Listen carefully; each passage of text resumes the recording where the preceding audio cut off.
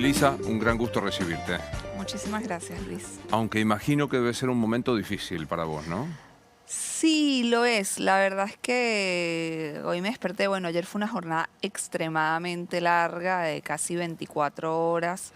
eh, y bueno, no fue fácil recibir esta parte inicial, pero bueno, nada, nos despertamos nuevamente sabiendo que esta lucha continúa, sabiendo que además ganamos, o sea, que no hay Hay duda de fraude, en ello. Venezuela hay Hay fraude. un fraude, o sea, que están tratando de consolidar y que no creo que lo logren. Realmente tengo mucha seguridad y mucha esperanza en que no lo van a lograr, que la voluntad de los venezolanos va a prevalecer.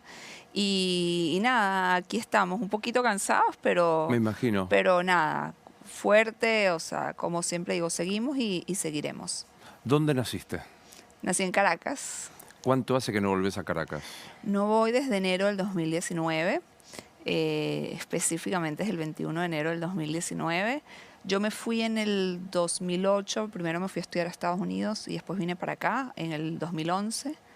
Mi papá era argentino, se exilió en Venezuela en la época de la dictadura, con lo cual yo también soy argentina. Claro.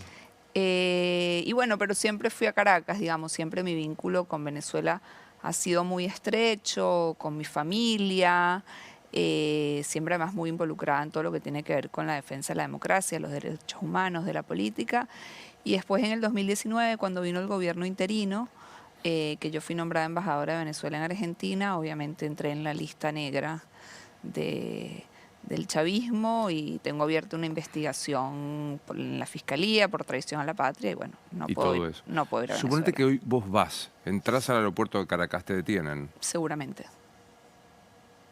Digo, ¿sabes por qué te hago estas preguntas obvias? Porque hoy lo hablaba también con un nacional tuyo.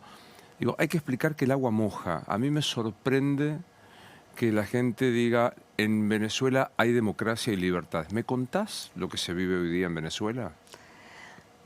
Hoy se vive una dictadura sanguinaria, totalitaria, un régimen que se ha sostenido durante estos años bajo tres premisas prácticamente fundamentales. Una es la crisis humanitaria compleja. Es esa crisis que ha dejado al 35% de los niños menores de 5 años con desnutrición, a 9 millones de venezolanos en riesgo de desnutrición, a que la mayoría de las poblaciones en Venezuela no tienen acceso a agua corriente o a electricidad. Que a la segunda premisa, digamos, una lleva a la otra, tiene que ver con la crisis de refugiados y migrantes más grande del mundo, con 8.8 millones de venezolanos fuera de Venezuela, es decir, un país fuera de un país. Bueno, muestra un botón todos los venezolanos que está aquí en Argentina. Y tercero, el terrorismo de Estado, que es una de las principales políticas de Venezuela hoy, que tiene a 300 presos políticos en este momento siendo torturados en los calabozos y en los centros clandestinos de tortura en Venezuela, que ha dejado a más de 300 asesinados, jóvenes asesinados en protestas en Venezuela, que ha dejado a 14.000 personas ejecutadas en ejecuciones extrajudiciales y a cientos de persecuciones. Tenemos además durante el marco de la campaña de detenciones arbitrarias con además el factor de desaparición forzada de personas, bueno, entendiendo lo que significa eso justamente en un país como Argentina. Yo quiero resaltar unas cifras que vos decís que son muy impactantes, porque algunos dicen, bueno, está mejor el pueblo venezolano, el socialismo. 35% de los chicos en desnutrición. Menores de 5 años En desnutrición. en desnutrición. Y lo otro, lo que vos decís, la diáspora. 9 millones de venezolanos fuera de Venezuela. Así es, Luis. Y bueno, no sé si esta frase es de ella, pero no, no se la quiero en todo caso robar. Bueno, está ahora, como sabes, una periodista, Carolina Moroso, en Venezuela, y ella siempre dice algo que los éxodos no mienten. Y yo creo, yo siempre apelo a esto, ¿no? No, tal vez no hace falta que escuchemos todo el tiempo a los Claro. grandes dirigentes o a mí, o sea, falta, nada más vas a la esquina o a 2 cuadras de tu casa y te vas a encontrar con 1 o 2 venezolanos y le vas a preguntar por qué está aquí, más allá de lo agradecido y Sin de lo duda. bien que pueda estar aquí y cómo está su familia en Venezuela. y te lo va a contar. Y ni hablar en relación a lo que se vivió ayer, porque lo que se vivió ayer, a pesar del intento de la dictadura de aplastar la voluntad popular, fue definitivamente una fiesta de esperanza y una fiesta de alguna manera de esa esperanza por reencontrarse de todos los venezolanos. Ahora, qué valor, porque en medio de esos amedrentamientos, cárceles, censuras de medios, salir a votar, qué valor el del venezolano que salió a poner su voto en las urnas, ¿no? Así es, y ha sido un valor que no solo se demostró el día de ayer, sino que se viene demostrando a lo largo de los años. Muchas veces a mí me dicen, bueno, pero ¿por qué no protestan? ¿Pero por qué no se organizan? ¿Pero cómo es posible? Digamos, y Venezuela es uno de los países que registra más protestas a nivel mundial. Solo a principios de año, al primer trimestre de este año se registraron cientos de protestas. Los venezolanos han sido muy consecuentes en su vínculo y en sus valores democráticos. En octubre del año pasado se realizó una primaria opositora autogestionada por la oposición, obviamente, porque el Estado no participa ni prácticamente no permitió que se hiciera. Finalmente después lo hizo y creo que bueno, eso le costó este liderazgo de María Corina Machado y Edmundo González Urrutia, en donde se eligió a María Corina Machado como la líder para representar a la oposición en las elecciones, como nuestra candidata. Y más allá de que obviamente esto no fue permitido por el régimen, salieron más de 3 millones de personas a votar. Claro. En esas elecciones. O sea, eso significa que si tú vas a votar en una elección primaria de la oposición, te están marcando. Saben que evidentemente eres opositor y aún así la gente salió. Y aún así la gente salió no solo ayer, sino durante toda la campaña a recibir a Edmundo González Urrutia en todos los rincones de Venezuela, a María Corina Machado. A las personas les cerraron los negocios por venderles una empanada. Se los llevaron detenidos por subirlos a una moto y hacerles un recorrido. Se los llevaron presos y algunos todavía están desaparecidos por haberlos dejado dormir en su casa porque no permiten que duerman en hoteles, porque cierran los hoteles. O sea, los candidatos de la oposición no pueden ir a un hotel como en cualquier lugar. No tienen que ser alojados por algún valiente que se atreve a tenerlos en casa y que después tiene represalias. Exactamente. Háblame de María Corina Machado, que es impactante ver, pero que no puede ser candidata. Contame quién es y por qué no puede ser candidata. Sí, María Corina Machado, bueno, es una líder, es la líder sin lugar a dudas en este momento de Venezuela, además con un liderazgo que creo que trasciende fronteras, que ha tenido una visión a lo largo de todo este tiempo, que surge inicialmente hace muchos años con una organización que se llama Súmate, que lo que hacía era justamente cuidar la parte electoral, digamos, servía como veedora electoral y bueno, posteriormente ella se independizó y decidió lanzarse a la política, fue diputada nacional, de hecho hay un momento, no recuerdo en qué año, en donde ella se le enfrenta a Chávez en un discurso que fue como muy icónico y que demuestra un poco la gallardía, la valentía que siempre ha tenido y que en algún momento tuvo algunas posturas que, bueno, muchos no acompañaron, incluso en lo personal, tal vez no coincidí en posturas un poco más duras en relación tal vez a los partidos más tradicionales en Venezuela. En el 2014, si no me equivoco, a ella la inhabilitan de tener otro cargo público por cuestiones administrativas que, bueno, obviamente inventaron. Sí. Y la inhabilitación era por 14 meses. Y el año pasado, en el marco justamente de esta primaria opositora que la elige a ella como la candidata para representar a la unidad democrática venezolana, deciden decir no eran 14 meses, eran 14 años. Así. Así.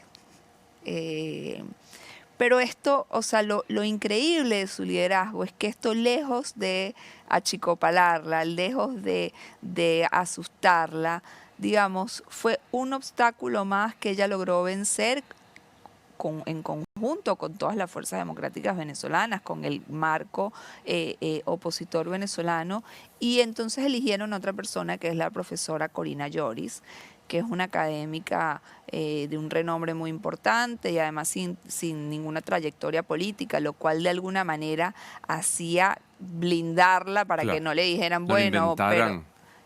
Y no la dejaron inscribirse. Pero en este caso, sin ninguna excusa. Sencillamente no la dejaron inscribirse. Claro.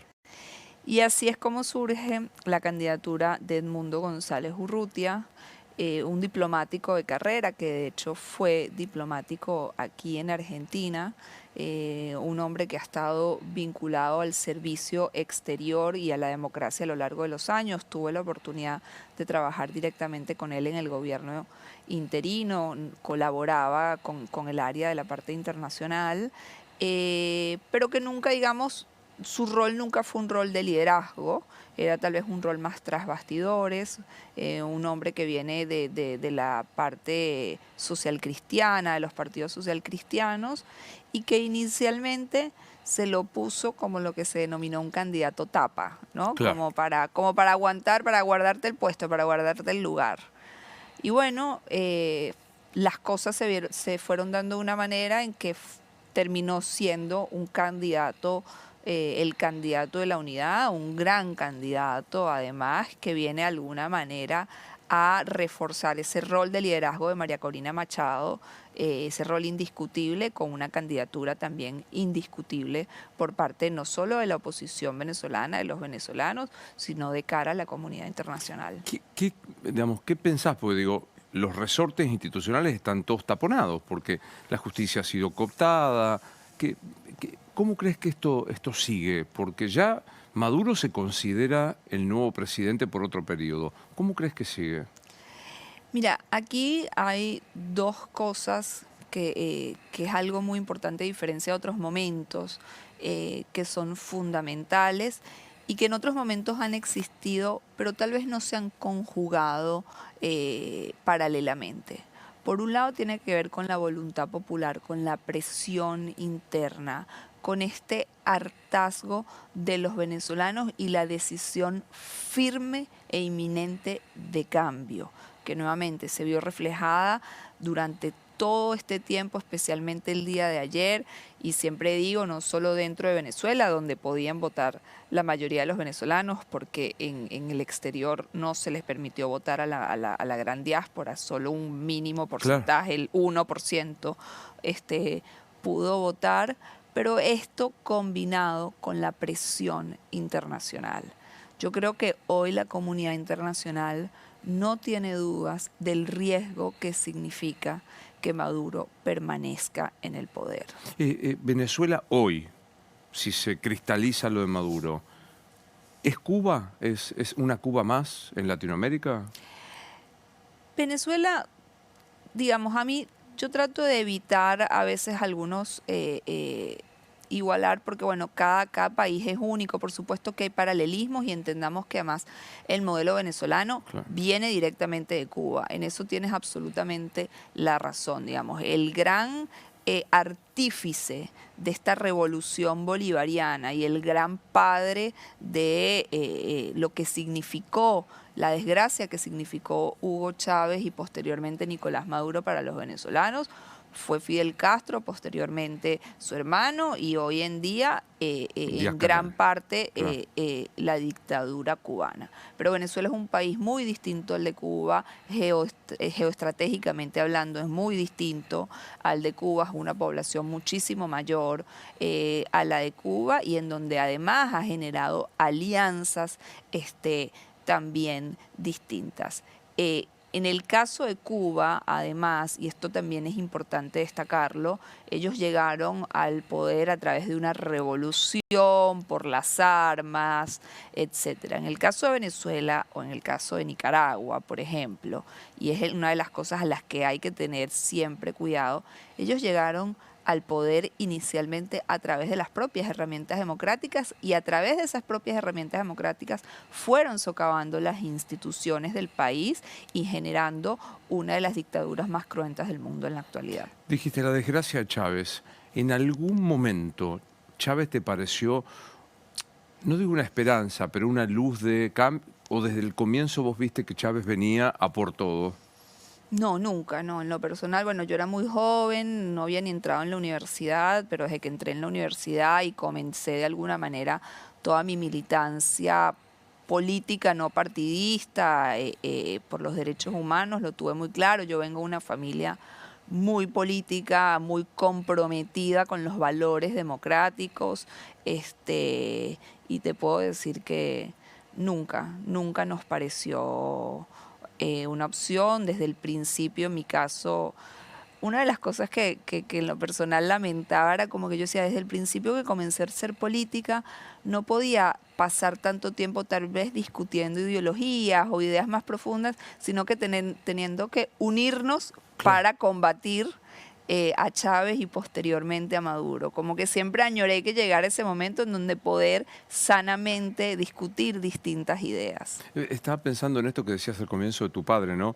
Muchos argentinos consiguieron refugio, acogida en Venezuela, con una generosidad, los que hablan de allí. Y hoy veo, por ejemplo, madres y abuelas de Plaza de Mayo apoyando a Maduro. Si entrara por aquí Estela de Carlotto, ¿qué hace esto? ¿Qué le dirías? Ha sido muy doloroso, Luis, a lo largo de los años, pero es algo que ya en este momento pasó. Yo vengo justamente, como bien lo dices, de una casa con valores democráticos, soy hija del exilio argentino, y cuando yo llegué a Argentina en el 2011, que iba con mis informes de derechos humanos a contarle a los periodistas, a los activistas, a los partidos políticos lo que estaba pasando en Venezuela, naturalmente las primeras que busqué fue a las abuelas o a las madres o a los partidos más hacia la izquierda, y todos nos cerraron las puertas. Y a mí en ese momento me dolió, y me dolió durante muchísimo tiempo. Con el tiempo me di cuenta que tenía que agradecer el apoyo de quienes nos daban su Claro. apoyo y por supuesto fortalecerlo. Y la verdad que haber visto el comunicado de Madres de Plaza de Mayo la semana pasada, pocos días antes del 28 de julio de la elección en Venezuela, saludando a los hermanos venezolanos y a Nicolás Maduro y al proceso bolivariano, es algo que me da vergüenza ajena, y que creo que, entre otras cosas, y se lo diría a las madres y se lo diría a Estela de Carlotto, han pisoteado todo el esfuerzo y toda la lucha que hicieron a lo largo de los años, porque se convirtieron en su momento en un emblema de los derechos humanos, no solo en Argentina, a nivel mundial. Y hoy todo eso lo tiraron por la borda. No me preguntes por qué motivo, no sé si por ideología, no sé si por interés, no sé por qué motivo, pero lo tiraron y son realmente una vergüenza para la defensa de los derechos humanos. Eso es muy interesante, ¿no? ¿Qué habrá pasado? Porque si se permite la ficción, si Estela o en su momento Eve de Bonafini hubiesen levantado la bandera que levantaron aquí en la Venezuela de Maduro, estarían desaparecidas o detenidas, ¿no? Así es. En Venezuela pasa lo mismo que pasaba en la dictadura argentina. En Venezuela tenemos a los grupos de tarea que persiguen, que secuestran, que torturan, que asesinan.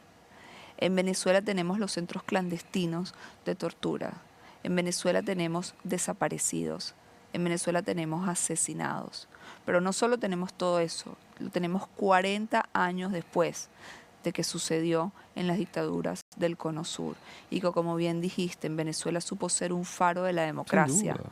Entonces, y muchas de ellas conocerán y tendrán personas que se refugiaron en Venezuela. Entonces yo digo, ni siquiera a modo de agradecimiento por lo que hicieron, por el rol que jugó Venezuela, por recuperar y ayudar a recuperar las democracias del Cono Sur, que fue muchísimo. Ni siquiera, no hay un atisbo de conciencia, no hay un atisbo de solidaridad.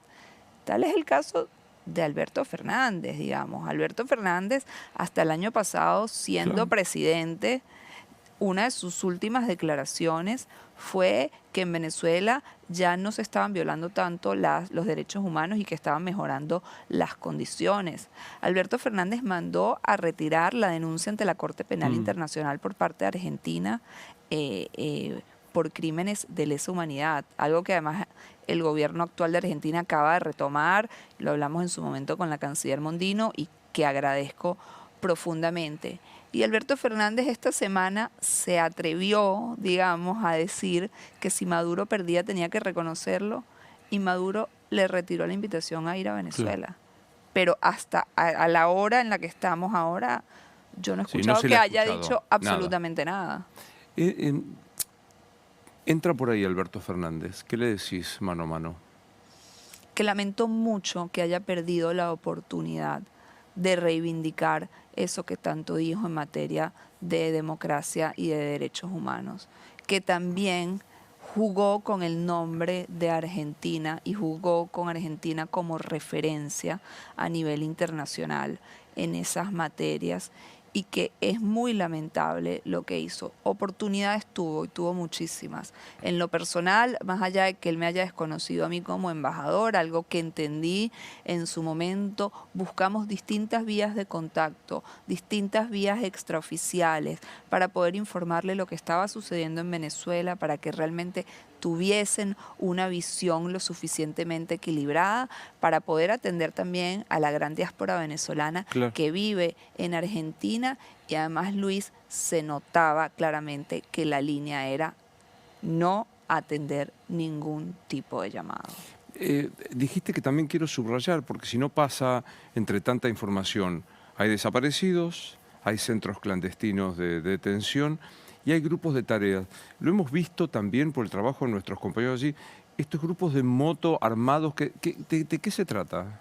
Esos son los colectivos, que son los grupos paramilitares armados por el propio régimen, digamos, no están adscritos a ninguna fuerza armada, a ningún organismo oficial, pero son alimentados históricamente, incluso, o sea, esto lo creó Chávez, son los colectivos armados, los colectivos chavistas que por lo general se trasladan en motos con armas largas y como no responden a ningún, digamos, a ningún organismo, a ninguna institución, actúan libremente. Ayer hubo un muerto asesinado en el estado Táchira por los colectivos chavistas. O sea, los colectivos chavistas, para los que tenemos una cierta edad, son los Falcon Verde de la época de la dictadura argentina. Exactamente. Espantoso, como decís, 40 años después repetir esto. Ahora, ¿cómo entendés a la izquierda, va todo entre comillas, al progresismo argentino que o está mudo o apoya a esto? No lo entiendo, no lo justifico. Me cansé en lo personal de buscarlo porque lo hemos hecho en distintas oportunidades. Hemos tendido la mano, hemos buscado la posibilidad, así fuese off the record, y no quieren reconocerlo. Hace poco en la Cámara de Diputados, en la Comisión de Derechos Humanos que preside la diputada Sabrina Ahmeyet, presentamos el testimonio de expresos políticos venezolanos y se intentó en conjunto con la Comisión de Política Exterior que preside el diputado Fernando Iglesias, promover, hay un proyecto que se llama Realidad Virtual Helicoide, que a través de la realidad virtual se hace una experiencia basada en los testimonios de 30 expresos políticos para que recorras el Helicoide, que es el centro de torturas más grande de Venezuela y más grande de Latinoamérica. Contanos, para los que no sabemos, ¿qué es el helicoide? El helicoide justamente es esto, es algo que nació, si no me equivoco, en los años 50 como un gran edificio, lo que pensaba ser el shopping más moderno de Latinoamérica. Nunca se estrenó como tal, posteriormente pasó a ser un centro de la policía y hoy es el centro de torturas más grande de Latinoamérica, en donde están sometidos constantemente los presos políticos a las torturas más inhumanas que te puedas imaginar. Es más, aprovecho la oportunidad para invitarte en otro momento a que puedas ponerte el casco de realidad virtual. Los diputados de la Comisión de Política Exterior y de Derechos Humanos decidieron declarar a este proyecto como un proyecto de interés porque realmente lo que demuestra, digamos, es muy impactante. No te lo quiero contar, pero es algo muy impactante. Y para eso, entre otras cosas, trajimos el testimonio de 2 expresos políticos. El bloque kirchnerista antes de escuchar los testimonios, decidió levantar una moción, no recuerdo, y no apoyó la posibilidad de que fuese declarado. No les da la cara, no les da la cara, lamentablemente. Esos que muchos también fueron víctimas de violaciones de derechos humanos, no recuerdo el nombre del diputado que estaba ahí, que estuvo preso, que mencionaron su caso en específico, que estuvo en un centro de torturas clandestinos en Argentina durante la época de la dictadura y no acompañó el proyecto. ¿Te quedó familia en Venezuela? Sí. Está mi mamá. Wow. Sí. Que gracias a Dios puede venir a Argentina, y digo gracias a Dios porque no todos los venezolanos tenemos la posibilidad de ver a nuestros familiares. Están mis tías, están varios de mis primos, y bueno. ¿Y estarán compañeros y compañeras de escuela? Sí, la mayoría se han ido, todavía hay algunos, la mayoría de los jóvenes emigraron, pero bueno, están mis raíces, ¿no? Está mi historia, está mi país.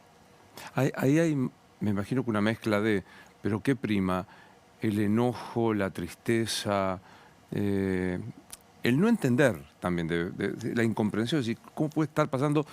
Yo tengo como una especial admiración por los pintores, por los escritores venezolanos que en Latinoamérica han sido siempre como un faro, como decíamos antes. ¿Qué prima? ¿El enojo? ¿Qué te pasa? Mira, en lo personal hemos pasado por todas las emociones que te puedas imaginar. Está esta película de, no recuerdo cómo se llama, creo que es de Pixar o de Disney, Intensamente. Creo que hay que generar una nueva emoción para la que pasamos los venezolanos, porque es un sinfín.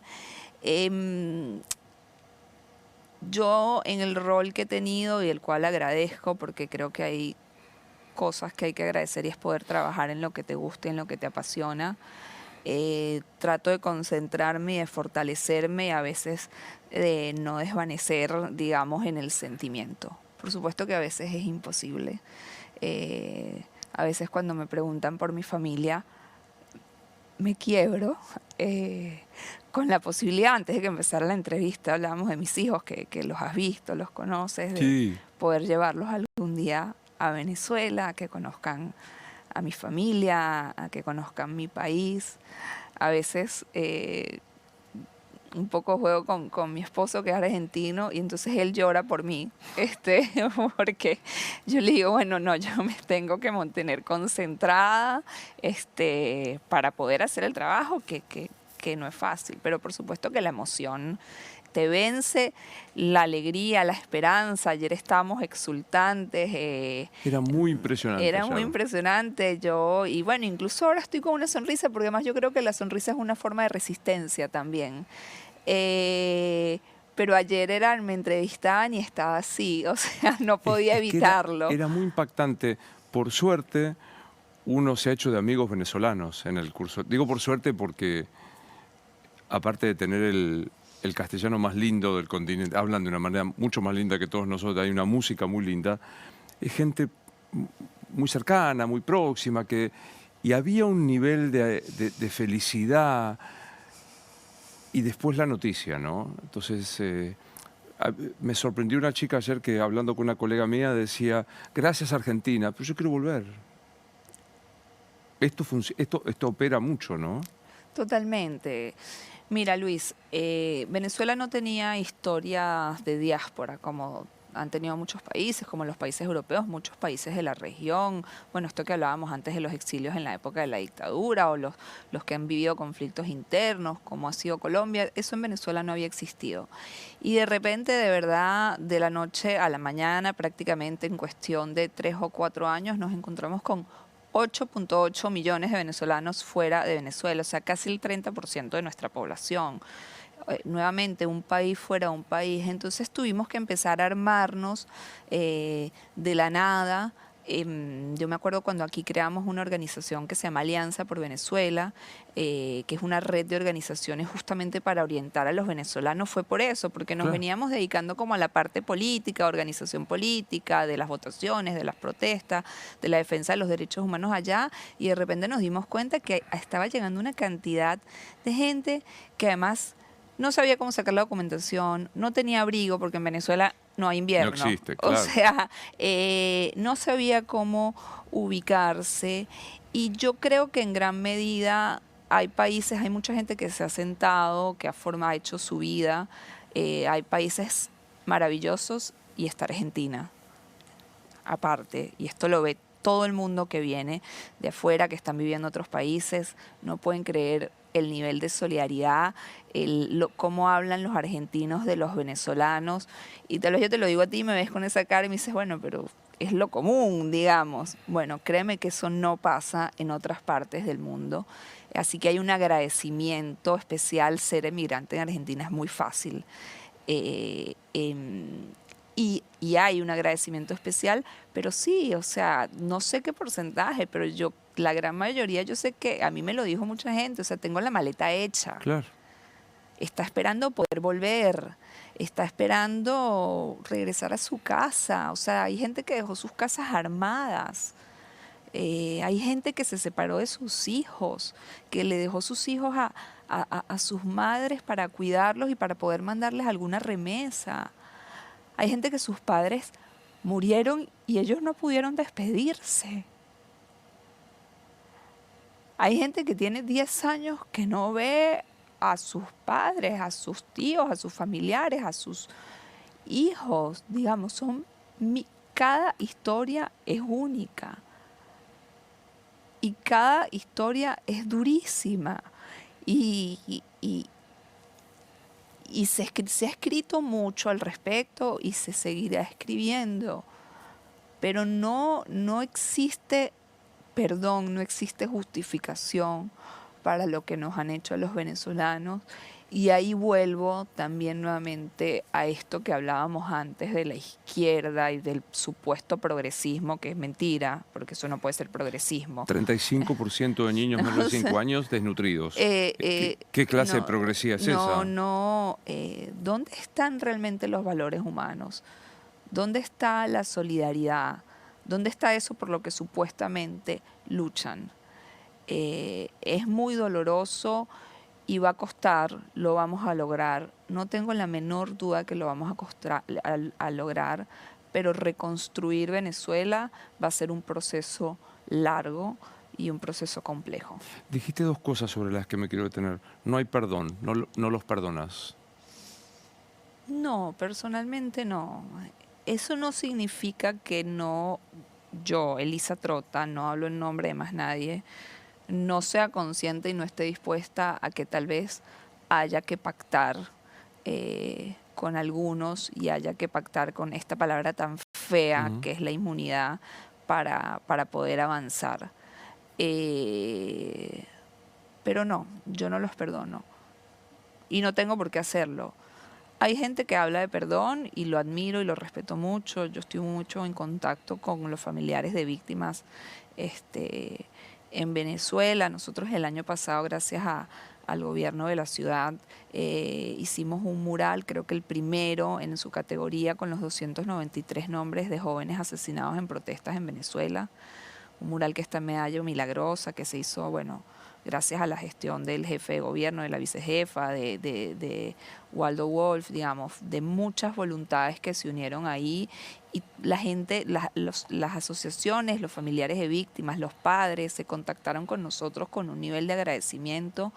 Y ahí empezó como este nuevo vínculo. Y muchos hablan de perdón, y yo creo que tal vez lo han sentido así también para poder avanzar y seguir en sus vidas con una misión muy Claro. clara, ¿no? Que es la de la justicia y que es la de la memoria. Pero no, yo en mi caso, al menos en este momento, no. En esto que es un ejercicio de imaginación, cuando yo digo, entra por ahí Nicolás Maduro, ¿te da ganas de decirle algo? Es una pregunta, no sé, nunca me lo imaginaría. Es realmente complejo. Tal vez insultarlo y decirle muchas cosas terribles, pero lo que pasa es que siento que a ellos realmente nada les importa. digamos, no hay algo que les pueda, que no atente directamente con sus intereses, que les pueda doler o molestar. Creo que no, tal vez me levantaría y me iría. Eh, y lo otro que decías es la resistencia ciudadana, el no bajar los brazos, la presión internacional. No hay ningún resorte interno institucional de, no sé, una corte, esto ha sido todo cooptado en estos 24 años, no me acuerdo ya cuántos 25 son. años, 25 casi años han 26. sido cooptados cada uno de estos sectores. Totalmente. No hay ningún tipo de independencia de poderes. No sé si lo más trágico, no, ha sido todo trágico. Lo que tiene que ver con el Poder Judicial es realmente dantesco, porque bueno, además entonces vemos cómo estos jueces determinan la sentencia, las sentencias más terribles a personas disidentes por considerarlos traidores a la patria, y son personas que después están paseando, al menos por Venezuela. Estamos intentando que no se paseen por el mundo. Esto es algo muy importante decirlo, que entiendan que el mundo cada vez se les va a hacer más chiquito. Pero pasa con el Poder Judicial, pasa con el Poder Legislativo. Las últimas elecciones medianamente competitivas que hubo en Venezuela fueron en el 2015 a la Asamblea Nacional, al Congreso venezolano, y la oposición dio un batacazo, digamos. Se ganó con amplio margen, y yo creo que ahí es donde Maduro dijo, bueno, ya está, no podemos permitir más Ya no. elecciones. Y a los pocos meses el Tribunal Supremo de Justicia, la Corte Suprema de Justicia, dijo, bueno, cualquier decisión que venga de la Asamblea Nacional, del Congreso, no tiene ningún tipo de validez. Y generaron un Congreso paralelo. Claro que ha sido muy común. En la misma Caracas hicieron como una superestructura, porque no podían ganar Caracas en su momento, una superestructura para manejar administrativamente la región Caracas. Y se llevaron preso al alcalde en funciones. Es como que hoy vengan y se lleven preso A Macri. a Jorge Macri. O sea, es que es increíble. Y bueno, y específicamente en relación a lo que está pasando ahora, el Consejo Nacional Electoral, que está catalogado como un poder, digamos, en Venezuela hay más de los tres poderes tradicionales, se le suma el poder electoral y el poder ciudadano, que todavía no sé bien exactamente qué es lo que es. Después de 25 años, el poder electoral está totalmente cooptado. Digamos, cuando uno ve las cifras que este señor, Elvis Amoroso, el supuesto presidente del Consejo Nacional Electoral, dio la noche de ayer, son cifras que ni matemáticamente, o sea, Cierran, claro. no cierran, no saben ni sumar. Después de 6 horas o 7 de apagón de informativo, ¿no? Exactamente. Exactamente, después de que dejaron de transmitir las actas, cuando habían llegado al 40% de las actas, y se dieron cuenta que la victoria de Edmundo González Urrutia era abrumadora, no había dudas, decidieron dejar de transmitir las actas y bueno, ver cómo disfrazaban que evidentemente no lo lograron este fraude. ¿Cuánto de temor tener? ¿Qué papel está jugando hoy día las Fuerzas Armadas?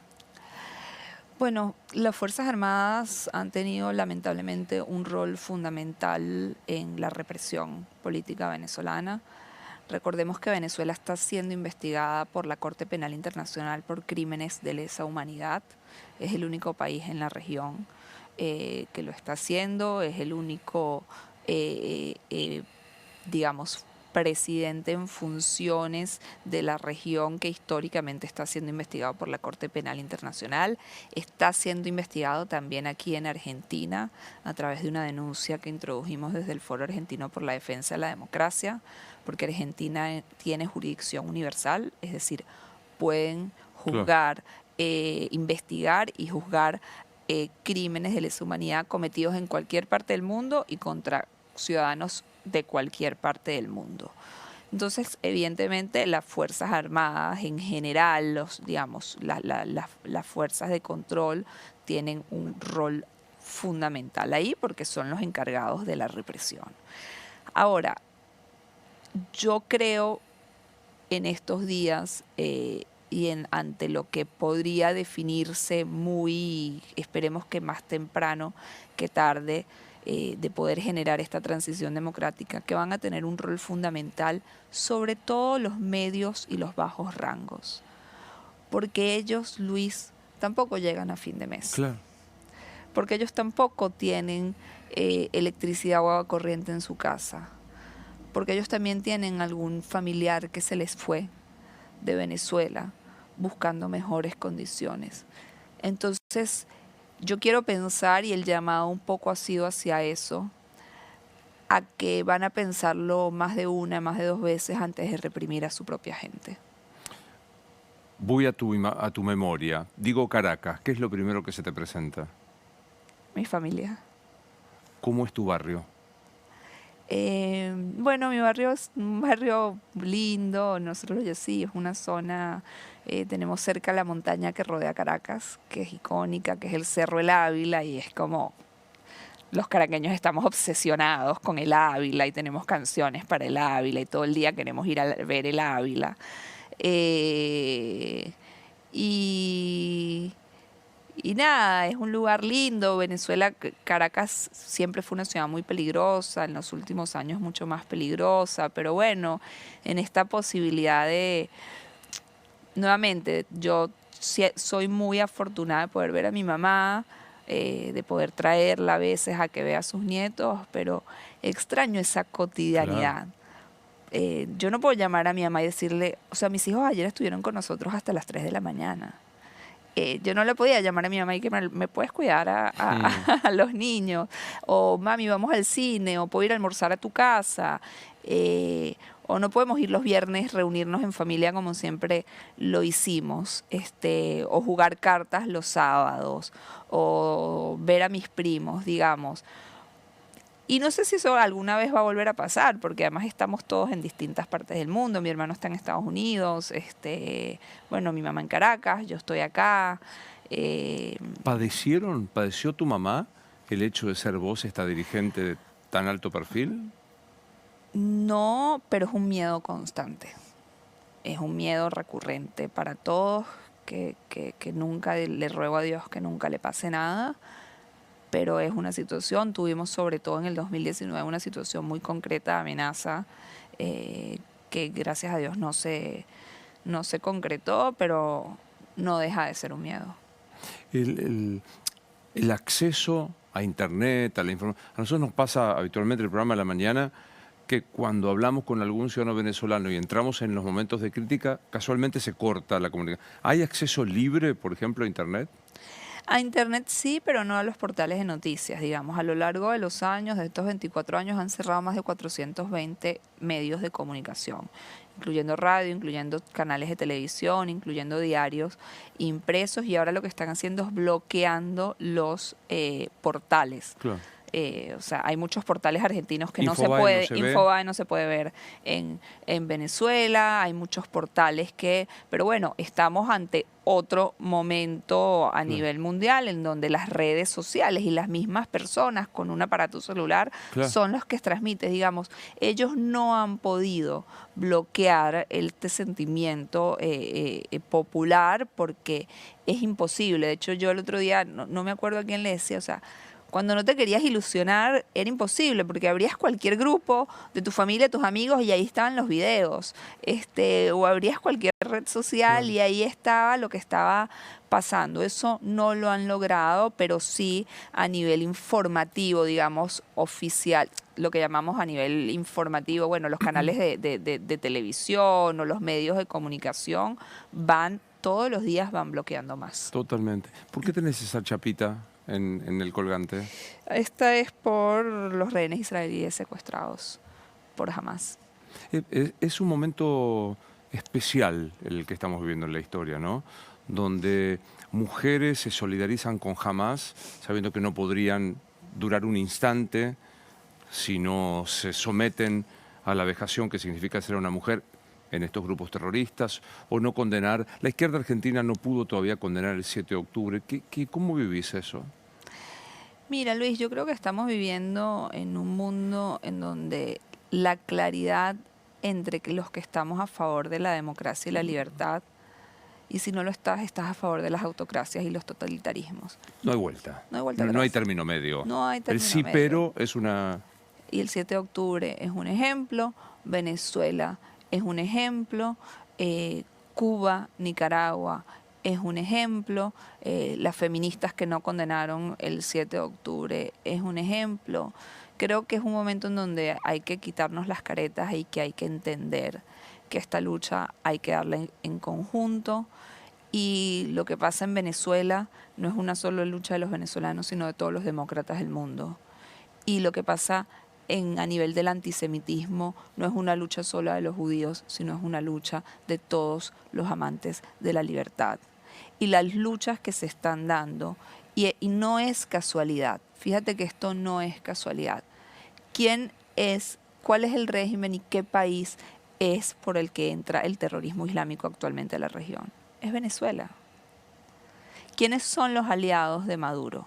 Irán, Rusia, China, Corea del Norte, los vínculos con el narcotráfico, con el terrorismo internacional.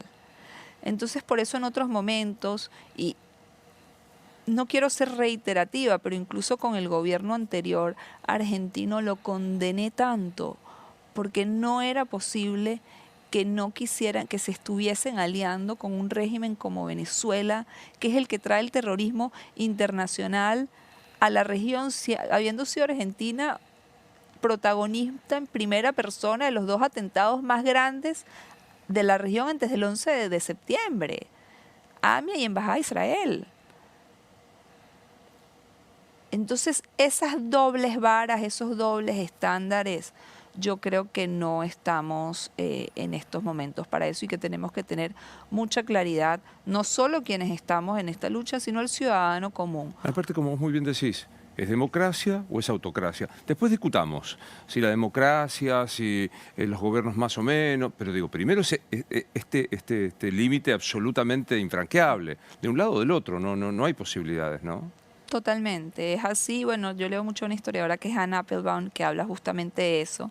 Y entre otras cosas dice, bueno, y todos estos chicos malos, por decirlo de alguna manera, Irán, Rusia, Venezuela, los movimientos, los grupos terroristas, tal vez no tienen las mismas ideologías, pero están aliados por un cometido, que es permanecer en el poder, que es lograr sus objetivos. Entonces nos toca a nosotros, a los demócratas, aliarnos y hacer nuestra parte en ese sentido. Elisa, ¿quién sos vos? Soy una fiel creyente en la democracia, en la libertad, una mujer apasionada, agradecida de verdad con la vida, con muchos sueños, con muchas facetas, te diría. La que más disfruto es la de ser la mamá de León y Simón. Me consta, me consta. Y una fiel creyente en que el bien va a prevalecer ante el mal. Te he pedido que le hablaras imaginariamente a distintas personas que entran. Entra Elisa Trota, con 16 años de edad, con apenas 20 de experiencia. ¿Qué le decís? Sigue haciendo lo que estás haciendo. Vas por el camino correcto, mantente fiel a tus ideales. ¿Cómo te imaginas el sueño de tu vuelta a Caracas, llevando a los 2 hijos para que vean a la abuela? ¿Cómo se llama tu mamá? Raquel. Para que los vea Raquel y te encuentres con los primos y con tu hermano. ¿Cómo imaginas ese día? No me vas a hacer llorar. Como un día único, no sé, me imagino en el avión mostrándole ya el mar, las playas, contándole. Obviamente ellos saben mucho y entienden, y sobre todo el grande ve la bandera de Venezuela y me dice Venezuela, y ayer acompañaba en la elección y le decía, bueno, es para que podamos ir a visitar a Raquel. Lo añoro mucho, me imagino tal vez en casa de mi mamá, desayunando unas ricas arepas. O en casa de mi tía, con toda mi familia, comiendo la comida siempre. Obvio, pero si vamos a Venezuela vamos a comer. La comida siempre como el protagonista. Como corresponde. Elisa, nos morimos y ¿qué pasa? Yo creo que trascendemos. Trascienden nuestras almas, pero ¿sabes qué? Trasciende lo que hacemos aquí en la tierra. Bueno, yo en vos primero mi admiración y mi amor por los venezolanos. No hay amigos más divertidos, solidarios que los venezolanos. Yo estoy feliz, o sea, esta tragedia de muchos que han tenido que salir nos ha dado una bendición a nosotros que tenerlos entre nosotros. Te deseo lo mejor, ojalá que contás siempre con nosotros y que Venezuela sea libre pronto para todos ustedes. Amén, Luis. Gracias a ti y a través tuyo, a todos los argentinos. Ayer de verdad fue un momento muy especial porque no eran solo los venezolanos, eran todos los argentinos que se acercaron, bueno, desde los periodistas presentes, los dirigentes, los activistas, bueno, mi marido que lo conoces, que está ahí con un venezolano, mis suegros, mi suegra que está con una situación de salud particular y no ha dejado de acompañarnos y de estar ahí y de demostrarnos su amor y su solidaridad, los amigos que vinieron a estar un ratito y que decían que necesitas y te llevaban un sándwich y te llevaban agua y o sea, es increíble, bueno, lo que hicieron los distintos dirigentes, la ciudad, para poder armar todo lo que armamos ayer. O sea, no me alcanzan las palabras de agradecimiento. Y creo que cuando este momento se logre, todos nos vamos a sentir agradecidos. Que así sea. Gracias otra vez. Gracias, Luis.